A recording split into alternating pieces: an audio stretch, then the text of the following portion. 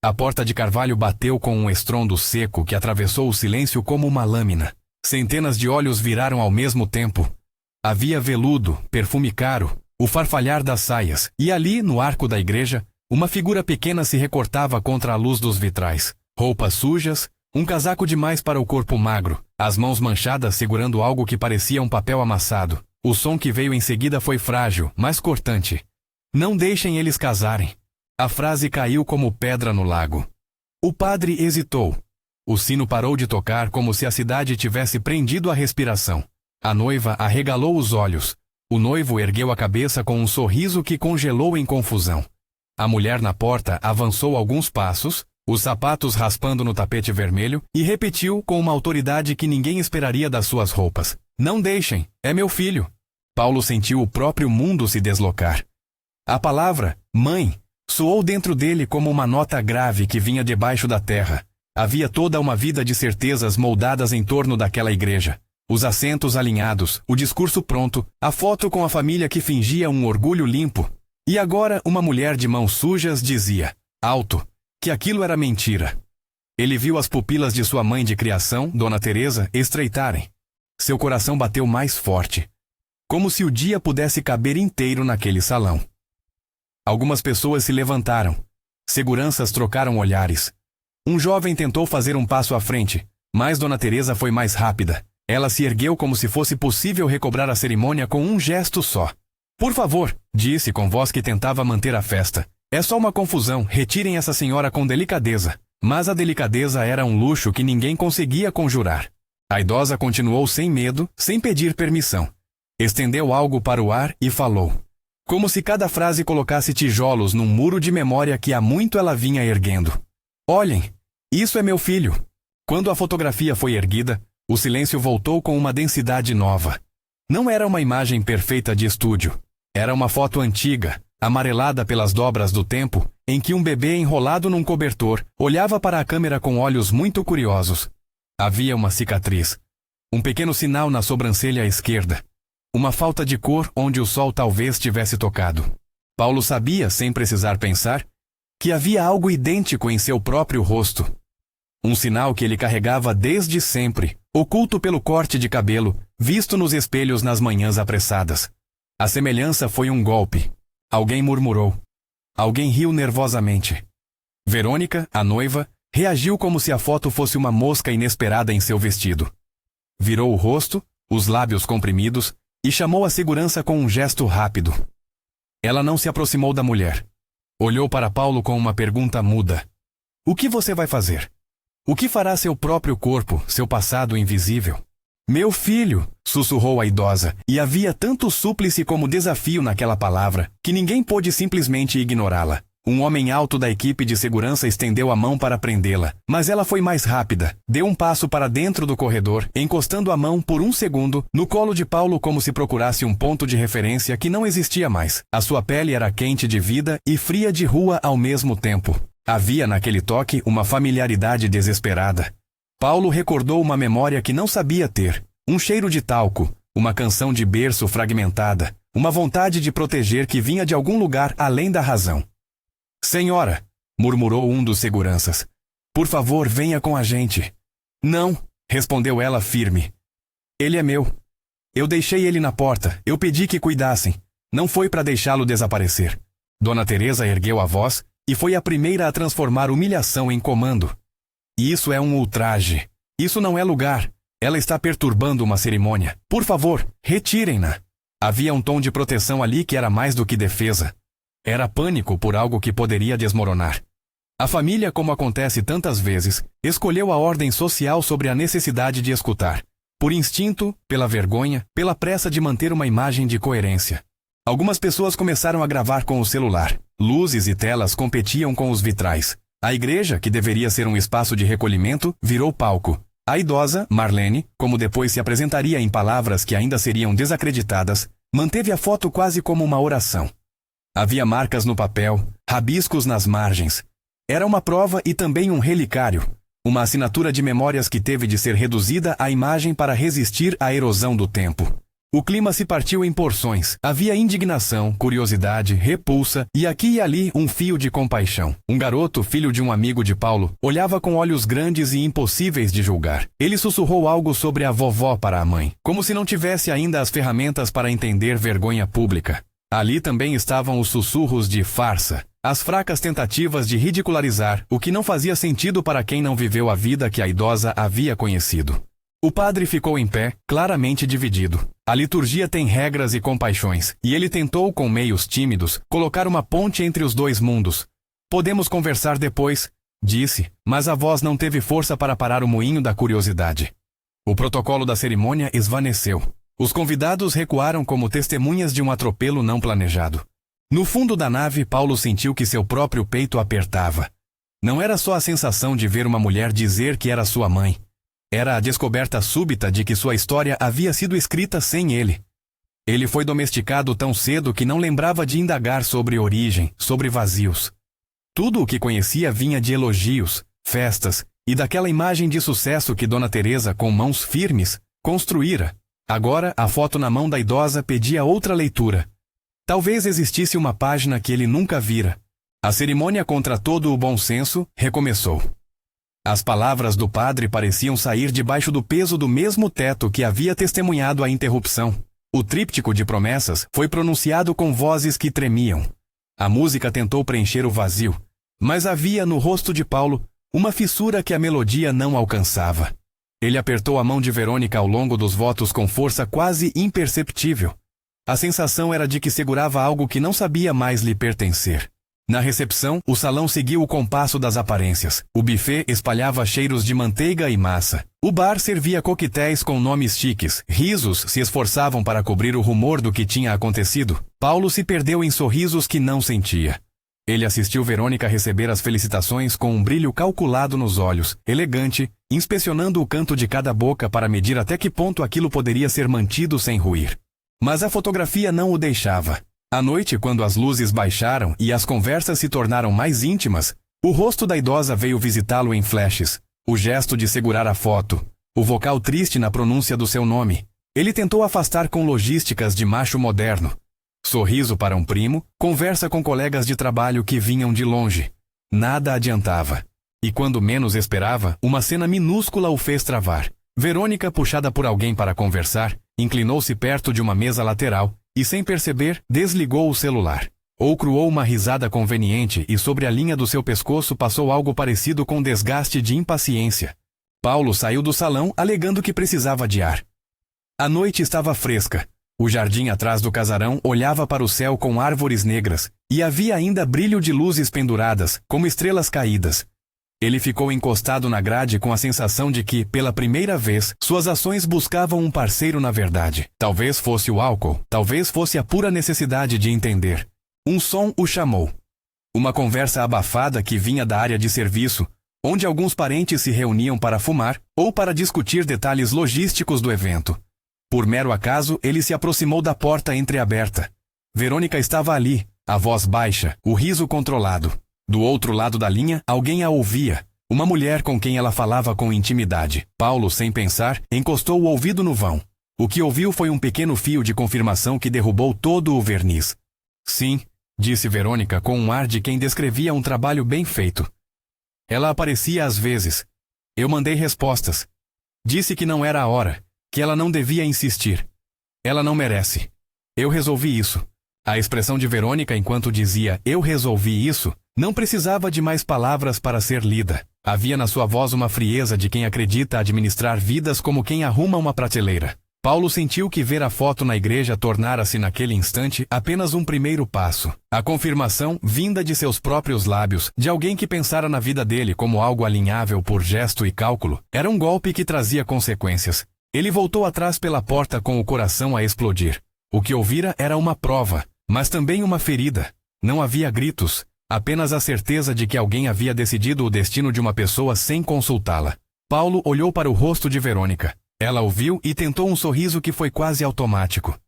"Está tudo bem?" ela perguntou como quem pergunta se a taça está cheia o bastante. Ele não respondeu. Subiu as escadas com passos que tiravam dele toda a compostura. No quarto nupcial, as luzes indiretas faziam sombras elegantes, e havia um perfume caro que insistia em acentuar a artificialidade da cena. Teve vontade de pegar a aliança, de esmagá-la como se com isso pudesse desfazer meses de mentiras. Em vez disso, abriu a bolsa de Verônica, um impulso tão súbito que, por si só, já dizia algo sobre sua confusão. Um gesto de quem busca provas, peças de um tabuleiro que nunca imaginou ter sido jogado por terceiros. Havia papéis, bilhetes, um documento de viagem, normalidades que para ele tinham um novo peso de amostras. Procurou por algo mais. Quando a bolsa se movimentou, um celular caiu sobre o mármore. O visor brilhava com uma notificação. Ao lado, um bilhete dobrado chamou a atenção. Pai, no bolso do casaco, dizia a palavra. Ele, com as mãos trêmulas, tocou para ver se havia algo que completasse a imagem já inquieta que tinha em mente. O aparelho estava desbloqueado, por sorte ou descuido. Uma pasta de gravações, marcada por ela com nomes de conversas que pareciam banais, repousava ali. Paulo apertou o play. Não era a mesma coisa que ter escutado a voz por acaso na festa. Havia um contexto que pesava diferente. O timbre de Verônica confidenciando a alguém, talvez a mesma mulher do jardim, que sempre houve um controle das tentativas de contato. Eu apaguei as mensagens. Ouviu em seguida com uma frieza urgente. Disse que ela estava doente, que era melhor não mexer. O que importa é o que é melhor para nós. A palavra apaguei caiu como um sino. Não era apenas impedir, era manipular evidências, enterrar tentativas com a mão de quem tinha poder para decidir. Paulo sentiu as pernas generosas daquele salão fraquejarem. O chão parecia uma história que alguém vinha escrevendo sem ele. Ele poderia ter acusado, ter gritado, ter chamado a família inteira para assistir à revelação. Em vez disso, recolheu o celular, sentiu a bolsa fria por entre os dedos e respirou ajuntando um pouco de coragem que parecia estranha em seu corpo. Desceu as escadas sem anunciar sua saída. No caminho pensou em Dona Teresa, em tudo que ela fizera para lhe dar o que até então chamara de vida. Quase podia imaginar a confusão nos olhos dela. A sensação de ver um projeto ameaçado, de acreditar que manter uma criança longe de um passado talvez houvesse sido um gesto de amor. O carro que o levou para longe do casarão avançou por ruas onde a cidade respirava noturna. Faróis empurravam sombras para longe, e pela janela o bairro parecia um desenho em que algumas casas guardavam segredos e outras honestidades. Paulo não sabia ainda o que faria com a gravação no bolso. Sabia apenas que a sensação de ter sido traído por alguém que diz conhecer o seu melhor, e por sua própria família de criação, talvez por omissão, o deixava com uma sede de respostas que uma festa jamais saciaria. Na manhã seguinte, a história do episódio já corria por mensagens e cafés. Escândalo? Talvez. Vergonha? Certamente para alguns. Para Paulo havia um novo peso. O reconhecimento de que uma mulher de rua tinha autoridade moral para interromper a sua vida naquele momento. Não porque desejara prejuízo, mas porque havia percebido algo que ele, tão acostumado a não perguntar, tinha deixado tempo e distância a esconder. As notícias foram ao mesmo tempo veneno e combustível. Não demorou para que a família negasse publicamente qualquer ligação passada. Ela não é parente, ouviu-se dizer. É uma acusação sem fundamento. O tom era o de quem tenta reconstituir. Mas a dúvida lançada pelo vislumbre da foto já fundara uma rachadura. Alguns convidados firmaram suas versões como se estivessem defendendo a si mesmos. As famílias não gostam de admitir que belezas sociais eram construídas sob omissões. Paulo, preso entre a imagem que crescera com esmero e o sinal antigo na testa que a mulher mostrara, entrou em si de uma forma que nem mesmo o álcool conseguira provocar. Era como se alguém tivesse puxado a cortina e deixado a luz entrar, mostrando pedaços de cenários que ele preferira antes não ver. Vê-la ali, vulnerável e destemida, com a foto que correspondia a uma marca em seu próprio corpo, deu-lhe um tipo de vergonha que não era apenas pública, era íntima. Era a vergonha de não ter perguntado, a vergonha de ter aceitado um destino desenhado por terceiros. No quarto onde trocaria as alianças por arranjos de verdade, ele sabia que precisava de provas além da sua intuição. A gravação no bolso do paletó era um começo. Mas havia uma foto, um rosto, um bilhete amassado nas mãos de uma mulher que talvez tivesse esperado anos por um encontro. A pergunta que bateu forte foi: por que ela invadira? Por que entrar em cena daquela forma, expondo-se ao ridículo e à expulsão, se o que queria era apenas reconhecimento? Marlene, quando teve a chance de falar com o mundo que a olhava como curiosidade, não buscou vantagem material. Não estendeu a mão para pedir nada que se parecesse com dinheiro. Ela buscou aquilo que a ausência de palavras não podia devolver: o direito de dizer: eu existi para você. A sua voz era áspera por anos de vento na rua, mas havia nela uma clareza. Quem a ouvira não poderia simplesmente retornar à vida de antes, como se nada tivesse acontecido. Paulo se lembrou do som de suas palavras no corredor da igreja, do tique de seu dedo segurando a fotografia. Havia naquelas mãos um cuidado que desmentia o fato de que ela havia vivido nas calçadas. Ele começou a ver a ordem das coisas de uma forma diferente. A casa de Dona Teresa não era o único lugar que abrigara sua história. Havia uma outra história, mais crua e verdadeira, que se agarrara a um pedaço de papel, feita de interrupções e tentativas. Ao cair da tarde, depois de encontros desajeitados com parentes que procuravam funcionar como se nada houvesse ocorrido, Paulo decidiu agir de uma forma estranhamente infantil e adulta ao mesmo tempo. Desligou o telefone, colocou o gravador em seu bolso e saiu à procura do lugar de onde Marlene viera. Não sabia se seria uma praça, um abrigo, um corredor de hospital. Sabia apenas que permanecer naquele luxo com a sensação de censura no peito seria uma traição à própria angústia que agora o controlava. Ao fechar a porta do seu apartamento, um cômodo em que todas as linhas pareciam marcadas por uma vida que ele aceitara sem perguntar, sentiu o peso da decisão. Não era um gesto teatral. Não anunciaria. Não postaria. Era uma busca que exigia humilhação e coragem na mesma medida. Havia uma URL de testes que a cidade oferece a quem busca pessoas perdidas, voluntários, abrigos, histórias que se encontram e se desencontram. Ele sabia porque já vira em filmes e, além disso, tinha nascido em ruas que não eram as que hoje frequentava, que a invisibilidade não se dissolve com a ordem de um convite. Pegou um casaco que nunca usara nas saídas de madrugada. Pegou pouca coisa: o celular, a gravação e uma imagem mental da foto amarelada que insistia por dentro dele. Saiu para a rua onde a chuva começava a desenhar-se em finos fios sobre o asfalto. As luzes da cidade pingavam sobre a água, e cada gota parecia um espelho pequeno e tremido. Enquanto caminhava, não pensava em triunfos ou humilhação, mas em perguntas que não tinham resposta para quem fora acostumado a respostas prontas. Era como se o edifício social que ele habitara tivesse portas de vidro que alguém abrira, e agora ele pudesse ver corredores que jamais imaginara existir. De repente, o chamado daquela mulher, a sua possível mãe, parecia ser uma corda no escuro, uma chance de reencontrar uma coerência perdida. Era também, ele sabia, a possibilidade de desmoronar tudo que construíra com mãos que queriam segurança. Na esquina, um grupo de pessoas conversava na presença de um velho mural de cartazes. Abrigo temporário, inscrições, lia-se. Havia sempre voluntários que apareciam com sopas e conversas. Alguma voz reconhecível apareceu no meio do burburinho ao pegar o nome de Marlene. Paulo acelerou o passo, sentindo que cada metro o aproximava de uma história que não era só dele, mas que poderia ser a sua redenção ou a sua destruição. E naquela pressa carregada de verdade, a chuva começou a cair com mais força, em poucas gotas que estalavam sobre o casaco. A cidade, que tantas vezes fora pano de fundo para decisões indiferentes, parecia ali uma testemunha disposta a mostrar rostos escondidos. Paulo não sabia se encontraria na esquina à frente o rosto enrugado que segurara a foto, ou se encontraria apenas rastros, pedaços de relatos, uma vizinha que vira uma mulher vagando, uma ficha de acolhimento. Ele sabia apenas que precisava seguir. Havia algo que não podia mais suportar. A convicção de que a verdade deveria ser silenciada por conveniência alheia. Ele atravessou a rua correndo, sentindo o casaco bater nas costas, desenhando um corte no ar úmido. Atrás dele, como em eco, vinha a memória do salão, das vozes se esforçando para manter intacto o que a vida anterior lhe entregara. À sua frente, a noite se abria em talvez. À sua frente, a noite se abria em talvez. Paulo correu sem direção fixa, guiado por um impulso que já não aceitava mais ser contido por protocolos e aparências. Passou por vielas iluminadas por lâmpadas amareladas, por bancas fechadas que guardavam o cheiro de jornal úmido, por pessoas que o olhavam como se ele fosse uma curiosidade de terno molhado. Não sabia onde exatamente procuraria. Sabia apenas que não podia voltar ao quarto onde uma aliança o esperava como símbolo vazio.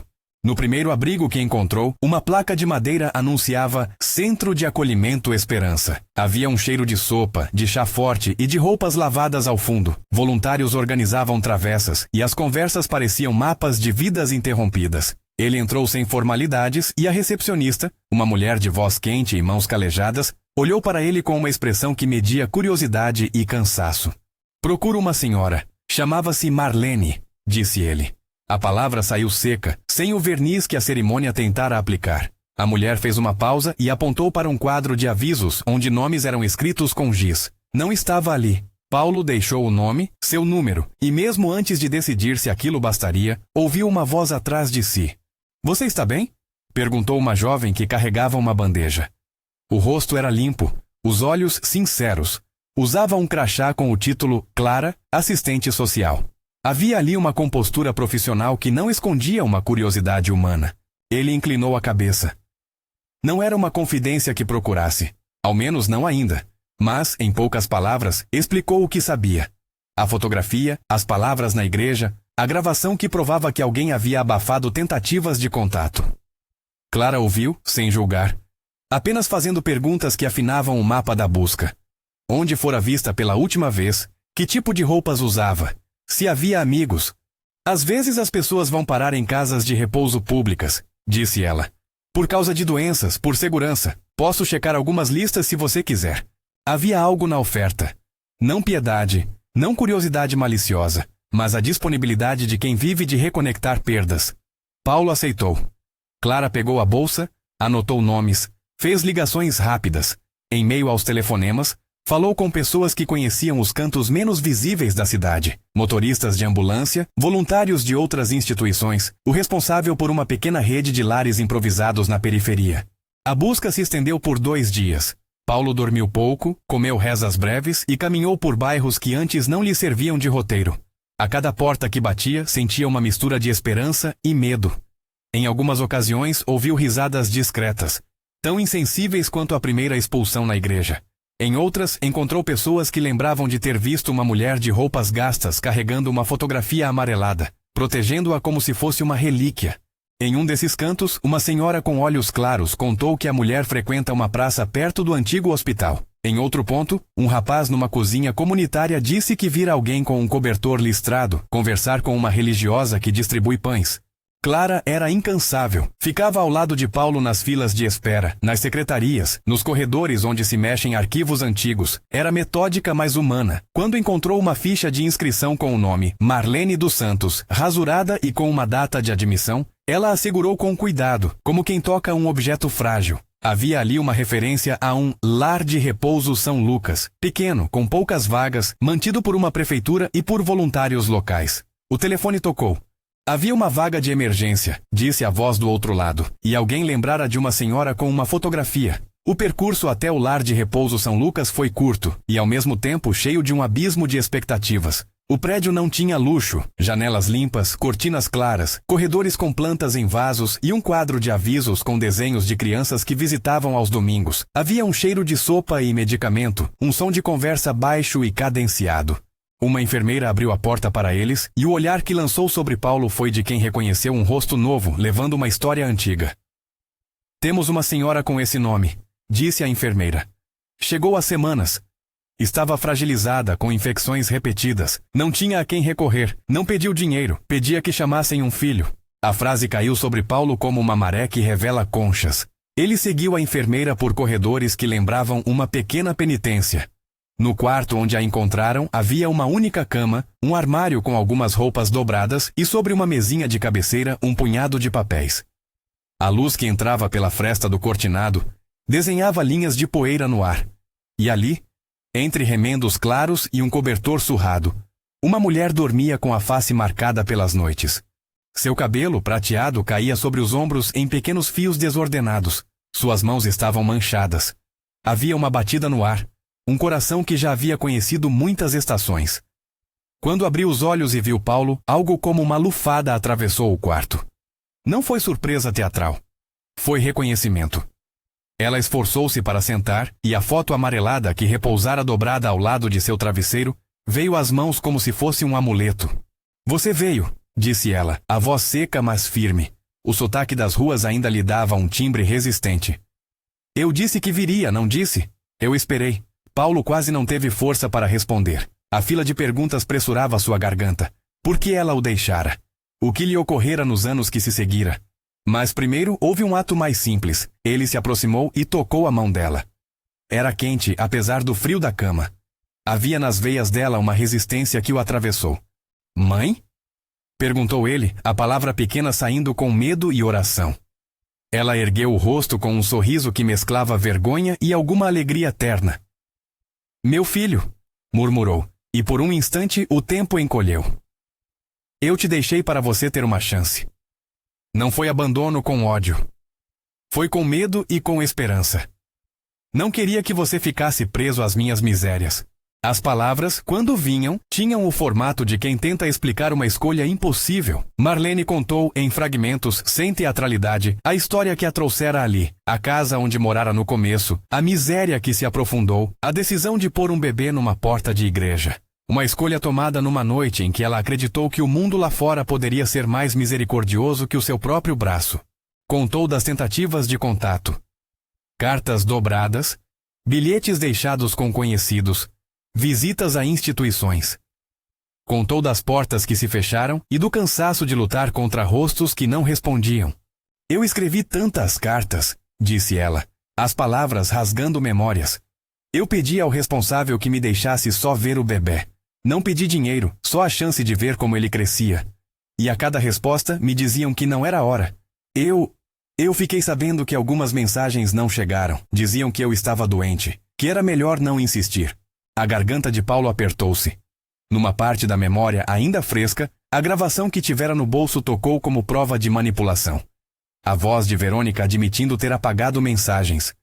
Agora, diante daquela mulher que, mesmo sem riqueza, mantivera uma fé estranha e um amor teimoso, a confirmação tomava forma humana. No lar de repouso, Paulo passou horas recolhendo relatos. A enfermeira mostrou um envelope com cartas amassadas que chegara a guardar. Correspondências que Marlene enviara, mas que, por alguma razão, nunca voltaram ao remetente. Havia bilhetes semi-legíveis, páginas com letras tremidas. Entre elas, uma carta que começava com "Meu filho", palavras que tremiam, pedindo apenas notícias. A carta tinha sido encaminhada com data velha. Havia nele carimbos, anotações. A irmã responsável pelo arquivo explicou que, em algumas ocasiões, mensagens eram retidas por familiares que temiam complicações. Era possível que alguém tivesse convencido a família de que o contato seria prejudicial. A conclusão não precisava de nomes. A evidência começava a formar um mapa de negligência e decisão.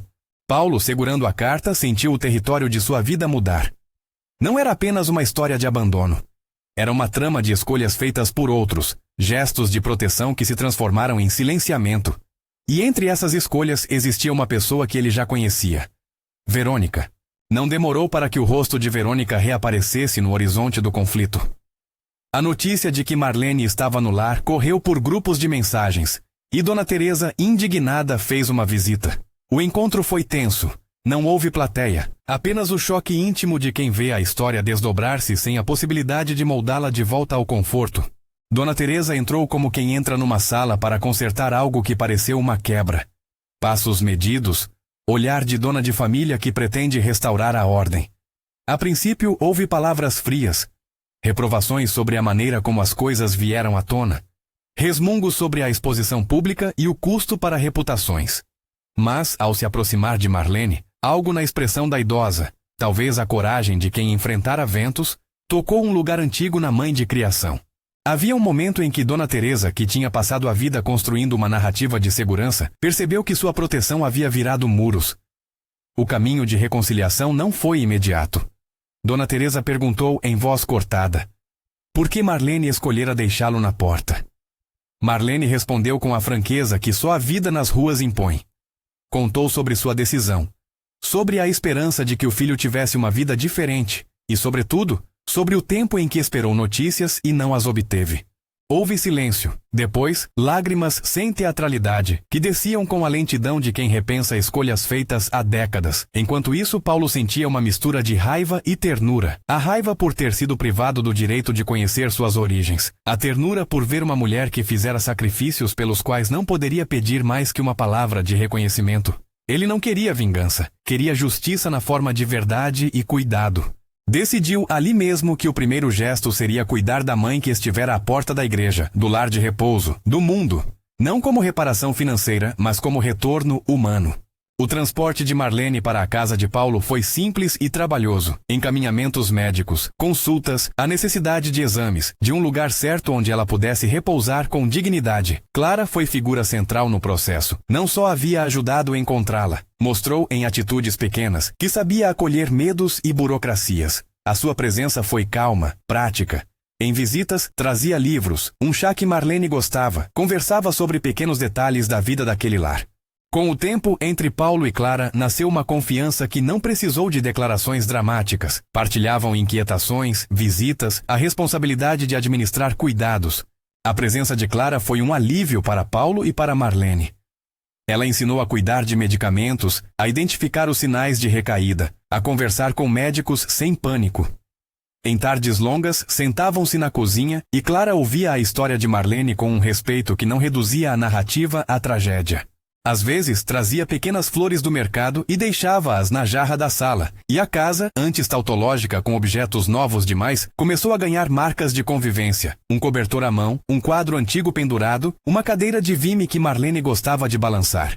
Verônica, por sua vez, sentiu as consequências da matéria que circulara. O casamento, que já nascera com promessas falsas, arrefeceu diante da revelação. Havia conversas vazias, pedidos de desculpas que soavam estrategicamente tardios. A família de Paulo tentou, de início, costurar a ferida com justificativas, mas a gravidade do ato de esconder mensagens ficou clara na consciência pública de alguns próximos. Verônica experimentou um isolamento social sutil. Convites que cessaram. Olhares que se tornaram medidos. Em privado, procurou Paulo. Era um encontro que ele não se sentia pronto para ter. Em um desses encontros, ele escutou-a com a frieza de quem prefere ouvir e guardar evidências. Verônica falou sobre medo, sobre ambição, sobre o que ela julgara ser melhor para o futuro deles. Havia justificativas que tentavam disfarçar manipulação como cuidado. Ela falou de pressões familiares, de oportunidades que exigiam imagem. Havia remorso, sim, mais ligado ao que perdia do que ao mal causado. Paulo não queria puni-la em público, queria entender. Não recebeu arrependimento pleno, e isso o deixou firme numa decisão. Não voltaria a uma relação onde sua história pudesse ser administrada por terceiros. O vínculo acabou não com um escândalo, mas com a frieza de quem escolhe preservar a própria autonomia. Enquanto as relações se ajustavam, a vida em casa recomeçava com pequenos atos. Paulo aprendeu a fazer chá que Marlene preferia. Ela lembrava o nome das flores e tecia histórias de noites em que tinha esperança. Havia momentos de dificuldade, recaídas em saúde, dias em que a memória oscilava, dores que exigiam atenção. Mas havia também risos. Marlene recuperou um costume esquecido. Cantar baixinho músicas que haviam sido de infância. Em um canto da sala, guardou a fotografia amarelada e às vezes acariciava o papel como se tocasse uma carne antiga. Esses gestos curavam algo que a fortuna não podia atingir. Clara e Paulo foram se aproximando em detalhes que não pediam rótulos. Acompanharam consultas, dividiram responsabilidades, trocaram confidências nas longas noites de espera. A relação se firmou sobre um pilar simples e profundo. Cuidado. Não era um enamoramento de novelas, era a lente prática do cotidiano, o compartilhar de um compromisso. O afeto nasceu de caminhadas pelo parque para que Marlene tomasse ar. De conversas com assistentes sobre planos de fisioterapia, de riso partilhado ao ver um filme antigo. Clara não veio para substituir o que foi perdido. Veio para construir algo novo, respeitoso e lento. Os meses se tornaram sinais de recuperação. Com tratamento, companhia e a possibilidade de ter um quarto que não fosse abrigo transitório, Marlene ganhou força. Voltou a olhar fotografias sem uma dor aguda. Voltou a aceitar visitas sem a necessidade de se justificar. Dona Teresa, com passos lentos de quem precisa desfazer uma armadura, aproximou-se com gestos de reparação. Trouxe a família para um almoço, pediu desculpas que também eram um pedido de reintegração. Não apagaram todos os danos, mas começaram a tecer uma rede de convivência que impedia novas quedas no esquecimento. Com a estabilidade vieram perguntas que precisavam ser respondidas. Quem havia interceptado as cartas? A gravação continha a confirmação de que alguém havia apagado mensagens. Paulo, com clareza renovada, não buscou o tribunal para humilhar alguém. Resolvê-lo em casa trouxe consequências naturais. Relações se desfizeram. Alianças foram repensadas e Verônica seguiu um caminho distinto. A justiça poética do enredo não veio como castigo extremo, mas como perda de espaço social e o denominador comum da honra revendo prioridades. O tempo tem essa linguagem pacífica de curar e marcar. Clara e Paulo decidiram construir com prudência uma vida comum. Não houve pressa em rótulos, mas um avanço natural.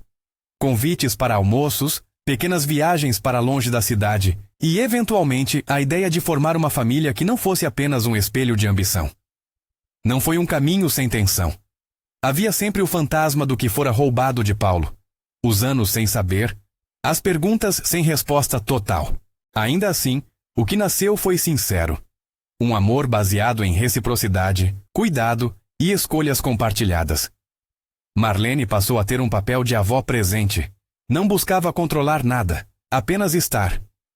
Na chegada de um sobrinho recém-nascido de Paulo, a vida, em sua insistência, ofereceu a possibilidade de continuidade. Marlene ficou feliz ao segurar a mão pequena, trajando luvas que alguém trouxera do inverno. Havia um momento em que ela olhou para o bebê e sussurrou: "Ele tem o sinal na sobrancelha." A frase, leve, quase uma brincadeira, trouxe lágrimas que não eram de dor, eram de êxito, a prova de que laços rompidos podiam ser remendados com cuidado. Os anos que se seguiram foram de reconstrução. Paulo trabalhou menos para recuperar tempo. Clara encontrou no projeto social da qual fazia parte um espaço onde o casal podia contribuir com doações de roupas e conversas. Em conversas com grupos de voluntariado, perceberam que a invisibilidade do sem-teto podia ser transformada por escuta e ações pequenas, não promessas grandiosas, mas visitas, encaminhamentos e respeito. Não se tratava de fazer um espetáculo da própria caridade, mas de aprender a viver sem ignorar quem habitava os cantos da cidade. Houve, claro, dias de dor. Algumas lembranças vinham como pequenas lâminas. A cerimônia na igreja, o ruído dos celulares, o desconforto de receber olhares. Nesses momentos, Paulo vinha ao quarto de Marlene, sentava-se ao lado dela e lembrava que aquele gesto de invadir não fora vergonhoso, mas necessário, que a sua mãe havia escolhido a humilhação pública para recuperar sua existência. Marlene sorvia essas palavras com baixos sorrisos. Com o tempo, histórias que tinham sido feitas para esconderem-se umas das outras ganharam público diferente. Pessoas que conheciam a trama vieram buscar Paulo não para pedir nada, mas para ouvir como se conta uma memória que ora fere, ora liberta. Em grupos de conversa, ele falou sobre as escolhas que levou a vida ao seu redor a moldar seus passos, não como acusação, mas como testemunho de que perguntar as origens não é um desrespeito ao presente, mas um direito humano.